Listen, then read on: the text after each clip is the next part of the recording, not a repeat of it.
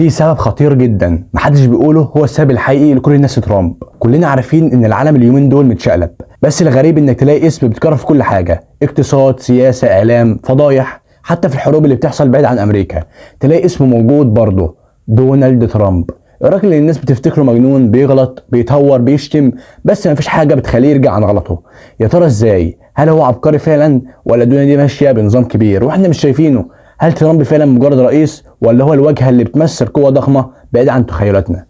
انت فاكر ان السياسه دي شغل رؤساء؟ بس لا، ده شغل اجهزه كبيره، شغل مليارديرات. ووسط اللعبه الكبيره دي في دايما حد بيلعب الورقه الصح، بيعرف ازاي يقلب الترابيزه وازاي يخلي الناس اللي بتكرهه هي اللي تنشر افكاره من غير ما تحس. الفيديو ده مش عن ترامب بس، لان ترامب ده مشروع كبير قوي قوي قوي، عن ازاي الراجل ده اتحول من نجم برامج تلفزيون لرئيس دوله، وبقى حاجه كبيره قوي، وبقى رمز لفوضى محسوبه، فوضى ممكن تغير العالم. في الفيديو ده هنتكلم عن ليه ترامب ما بيوقعش، مين اللي بيدعمه، ازاي بيسيطر على العالم. حضر حاجه تشربها وتعالى نخش في الرحله، وحاجات ما سمعتوش قبل كده، وتشوف الصور من زاويه ثانيه. يلا نبدا.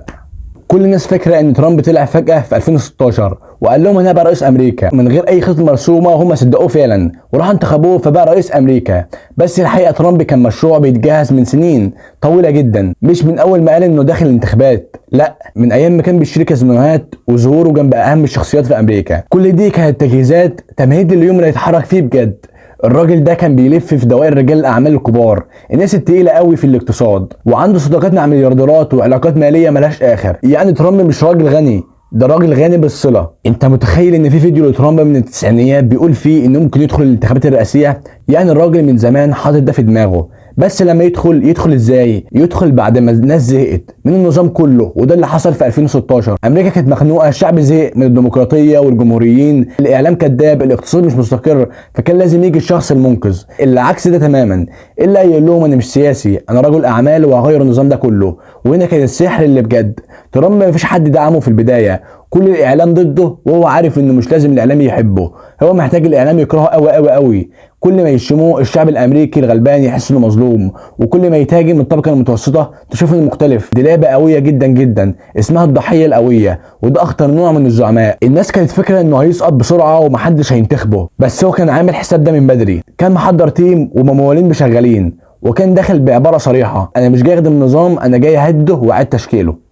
وده اللي بدأ يعمله فعلا. في أول سنة من رئاسته انسحب من اتفاقيات دولية كتيرة، قلب علاقات أمريكا مع أوروبا، ضرب إيران بالعقوبات، نقل سفراء أمريكية للقدس، وقلب العالم كله بقرار واحد. ترامب ما كانش بيمشي ورا السياسة، ترامب هو اللي بيعمل السياسة بس على مزاجه. الناس شافت فيه البطل الشعبي، بس اللي ورا الستارة شايفين الجوكر اللي يقدر يدخل الميدان يبوظ اللعبة وبعدين يخرج منها أكنه ما جاش. تقدر تعتبر ترامب كان أداة إعادة ضبط، أداة بتعيد ترتيب النظام العالمي، ترتيب أوراقها، والمفاجأة إنه لسه ما خلصش، بالعكس رجع قوي من الاول. وعلى فكره سبب كل الناس لترامب هو تسرع شديد جدا في اخذ القرارات، وقراراته الى حد ما تشوفها هبله. وبس كده، كان معاكم ياسر ازامل من قناه معتز بالفكره.